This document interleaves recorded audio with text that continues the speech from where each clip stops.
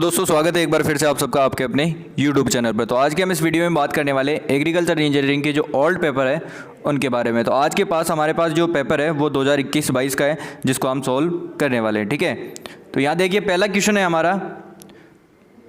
देखो पहले आपके क्वेश्चन आते हैं 10 नंबर की जो आपके न्यू टाइप आती है। ठीक है ना, न्यू टाइप में पहला क्वेश्चन है आपके मर्दा अपर्दन दो प्रकार का होता है, वो कौन कौन सा है। ठीक है, यानी मर्दा अपर्दन होता है, ठीक है, सॉइल इरोजन वो कितने प्रकार का होता है, वो दो प्रकार का होता है। आपका होता है एक तो त्वरित क्षरण होता है और एक क्या होता है त्वरित क्षरण, और एक होता है आपके प्राकृतिक क्षरण।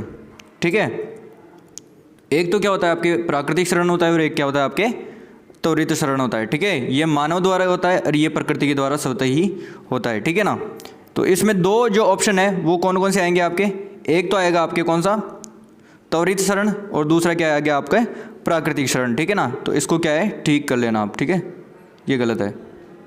आगे बात करते हैं, आगे आपका सेकंड क्वेश्चन है। सेकंड क्वेश्चन की बात, तो इसमें क्या बता रहा है कि अंदर की ओर ढलान वाली बेंच टेरेस को डैश क्षेत्रों में अपनाया जाता है। यानी अंदर की ओर जो ढलान होते हैं वो बेंच टेरेस है, वो कौन सी क्षेत्रों में अपनाए जाते हैं। तो वो कौन से क्षेत्रों में अपनाए जाते हैं, वो अपनाए जाते हैं आपके भारी वर्षा वाले क्षेत्रों में, जहाँ पर वर्षा की मात्रा अधिक होती है। ठीक है, जबकि ये बात कर रहा है दूसरी बाहर की ओर ढलान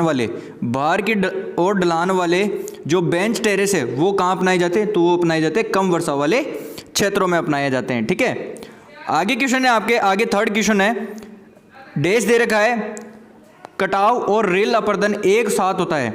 यानी कटाव भी होता है जिसमें और क्या होता है रिल अपर्दन भी होता है। ठीक है, एक साथ होता है, जबकि रिल अपर्दन की उन्नत अवस्था डैश होती है। यानी एक तो पूछ रहा है आपको ऐसी कौन सी अवस्था है जिसके अंदर कटाव भी होता है और रिल अपर्दन एक साथ होता है, तो वो कौन सी अवस्था होती है, वो सीट इरोजन होती है। ठीक है, सीट इरोजन एक ऐसी अवस्था होती है जिसमें क्या होता है आपके रिल अपर्दन भी साथ में होता है। ठीक है, जबकि रिल अपर्दन की उन्नत अवस्था यानी रिल अपर्दन के बाद जो अवस्था आती है वो कौन सी आती है आपके गले इरोजन। ठीक है, कौन सी आती है, गले इरोजन आती है। ठीक है, आगे बात करते हैं, आगे फोर्थ क्वेश्चन है वायु अपर्दन के नियंत्रण के उपाय है। यानी वायु अपर्दन को किस प्रकार से हम रोक सकते हैं। ठीक है, तो इसके उपाय कौन से, एक तो टीलेज है। ठीक है, एक तो क्या है टीलेज है और दूसरा क्या है आपके यांत्रिक विधि है। ठीक है, इन दो माध्यमों से आप है वायु अपर्दन को नियंत्रित कर सकते हो। ठीक है, control measures of wind erosion are tillage and mechanical.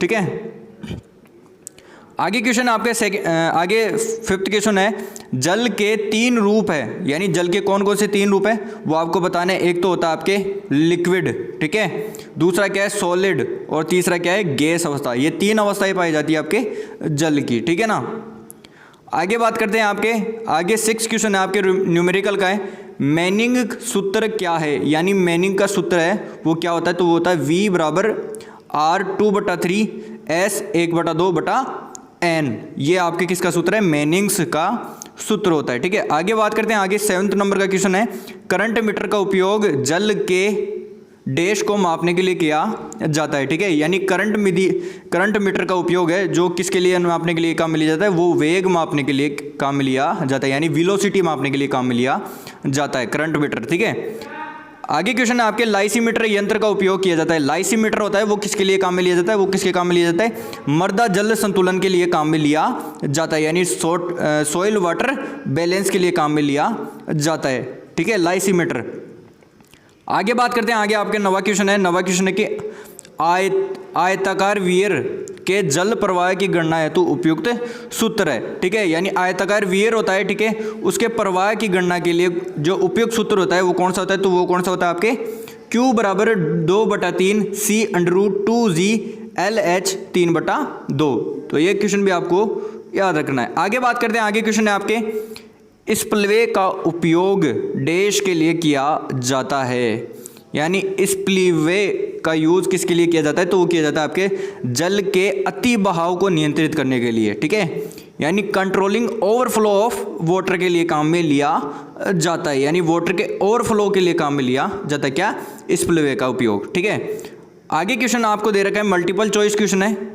Multiple choice में पहला क्वेश्चन आपके मिट्टी और जल संरक्षण उपायों का चयन और डिजाइन मुख्य रूप से निर्भर करता है, मृदा के प्रकार पर भी निर्भर करता है, ये आपके भूमि के ढलान पर भी निर्भर करता है और वर्षा पर भी निर्भर करता है, यानी उपयुक्त सभी जो है इसमें आंसर हो जाएगा। ठीक है, आगे क्वेश्चन दे रखा है सेकंड क्वेश्चन, मिट्टी के कटाव को नियंत्रित करने के लिए टेरिसेस को किस रूप में अपनाया जाता है। ठीक है, for control of soil erosion the terrace are considered as. तो ठीक है, ये बता रहा है आपको कि मिट्टी के कटाव होते नियंत्रण के लिए टेरिसेस को किस रूप में अपनाया जाता है। तो किस रूप में अपनाया जाता है, सस्य क्रिया संबंधी उपाय के रूप में अपनाया जाता है। ठीक है ना, किस रूप में अपनाया जाता है, एग्रोनॉमिकल मेजर्स के रूप में अपनाया जाता है। आगे सेकंड क्वेश्चन है आपके, थर्ड क्वेश्चन है, बंड का निर्माण किस उद्देश्य के लिए किया जाता है। ठीक है, तो बंड का जो निर्माण है वो किस उद्देश्य के लिए किया जाता है, तो वो जल बनाए रखने के लिए किया जाता है, मिट्टी के कटाव को नियंत्रित करने के लिए किया जाता है, डाइवर्टिंग रन ऑफ के लिए किया जाता है, इनमें से सभी। तो इनमें से सभी जो है आंसर हो जाएगा। ठीक है, आगे बात करते हैं फोर्थ क्वेश्चन की। तो फोर्थ क्वेश्चन है, भूगर्भीय अपरदन होता है, जियोलॉजिकल इरोजन इज ए। तो भूगर्भीय अपरदन क्या होता है, वो होता है आपके, एक तो होता है धीमी प्रक्रिया से और एक होता है प्राकृतिक प्रक्रिया से, यानी स्लो प्रोसेस और नेचुरल प्रोसेस। ये दो प्रोसेस होती है जिससे ये जो है भूगर्भीय अपरदन होता है। ठीक है, आगे क्वेश्चन की बात करें, आगे आपका 5th नंबर का क्वेश्चन है, मिट्टी के कणों का एक स्थान से दूसरे स्थान पर निक्षेपण या परिवहन जमा होना क्या कहलाता है, वो कहलाता है आपके मृदा अपरदन या सॉइल इरोजन जिसे कहा जाता है।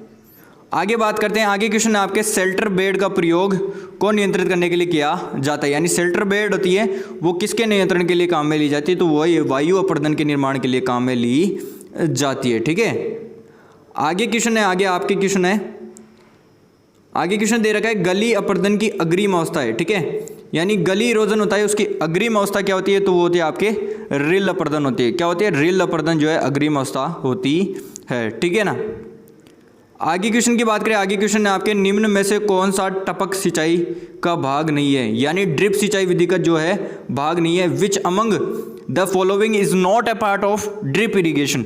ठीक है, तो इसमें पहला ऑप्शन दे रखा है, लेटरल नली, जाली छनक, राइजर नली और प्रक्षालन वॉल्व।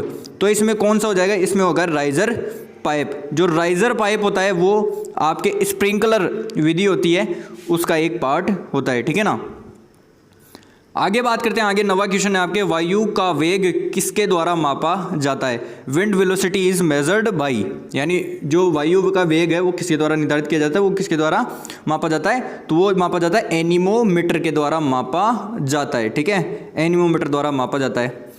आगे 10वां नंबर का क्वेश्चन है कि एक अपकेंद्रीय पंप में द्रव्य प्रवेश करता है, यानी एक अपकेंद्रीय पंप में द्रव्य कब प्रवेश करता है, जब पंप के केंद्र से प्रवेश करता है, यानी एट द सेंटर से जो है आपके जो एक अपकेंद्रीय द्रव्य प्रवेश करता है अपकेंद्रीय पंप में। ठीक है, आगे क्वेश्चन है, आगे आपके थ्योरेटिकल पार्ट शुरू हो जाते हैं, जहाँ से आपका जो मेन पेपर वो शुरू होता है, जो 40 नंबर का आता है, 2 घंटे का समय मिलता है आपको। ठीक है, जिसमें पहला क्वेश्चन है आपके, पहला क्वेश्चन है मृदा अपरदन सॉइल इरोजन किसे कहा जाता है। ठीक है ना, तो ये आप कर दोगे, बेंच टेरेस वेदिका किसे कहा जाता है। ठीक है, थर्ड क्वेश्चन है वर्षा बूंद अपरदन रेन ड्रॉप इरोजन किसे कहा जाता है। आगे आपके क्वेश्चन है 4th नंबर का, पट्टीदार खेती या स्ट्रिप क्रॉपिंग किसे कहा जाता है। स्ट्रिप क्रॉपिंग ये आपको बार बार एग्जाम में पर्सन है जो पूछने को मिल जाता है, अगले पेपर में मिल जाएगा शायद। ग्रेडेड बंड किसे कहा जाता है, वाटर हॉर्स पावर किसे कहा जाता है। आगे क्वेश्चन है चूषण उठाव किसे कहा जाता है, सक्शन लिफ्ट किसे कहा जाता है। ठीक है ना, आगे 8वां नंबर का क्वेश्चन है ग्राउंड वाटर रिचार्ज किसे कहा जाता है, यानी भू जल फर्ण भरण किसे कहा जाता है।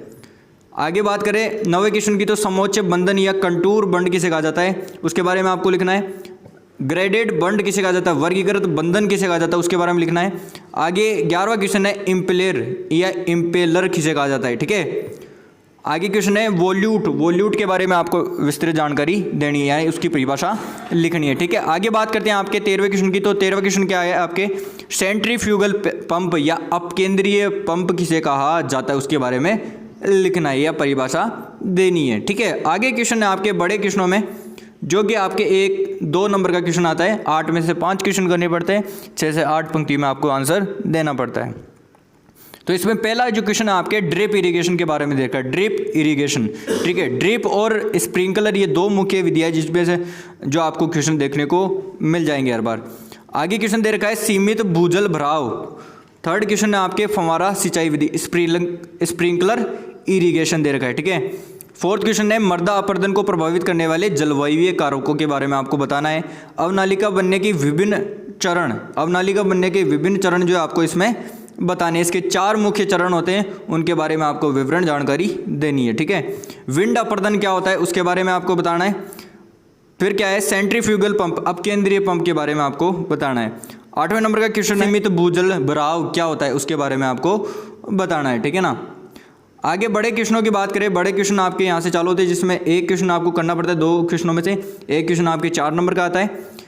तो इसमें से पहला क्वेश्चन है आपके बूंद बूंद सिंचाई विधि के सभी भागों को दर्शाते हुए रेखांकित चित्र बनाइए। बूंद बूंद विधि में एमीटर के चौक बंद होने के कारण एवं उनके उपाय बताइए। ये पहला क्वेश्चन था, ठीक है। सेकंड क्वेश्चन की बात करें, घास में जल रास्ता की रूपरेखा डिजाइन को विभिन्न चरणों में व्यक्त कीजिए। क्वेश्चन है आपके लास्ट क्वेश्चन में जो कि बड़ा क्वेश्चन आता है आपके 8 नंबर का क्वेश्चन आता है एक ही। इसमें पहला क्वेश्चन है विविध प्रकार के जल संचयनीय संरचनाओं का वर्णन कीजिए। उसके बाद सेकंड क्वेश्चन है केंद्रापसारक पंप के विशेषता वक्र प्रदर्शन का स्वच्छ स्केच की सहायता से वर्णन करना है, ठीक है। आगे लास्ट क्वेश्चन आपके सार्वभौमिक मृदा हानि समीकरण क्या होता है, यानी सार्वभौमिक यूनिवर्सल सॉइल लॉस इक्वेशन क्या होती है, इसके विभिन्न अवयवों के महत्व की व्याख्या करनी है, ठीक है। तो ये लास्ट क्वेश्चन था, ये आपके 2021-22 का क्वेश्चन पेपर था। मिलते हैं अगले वीडियो में, तब तक के लिए जय हिंद जय भारत, थैंक यू।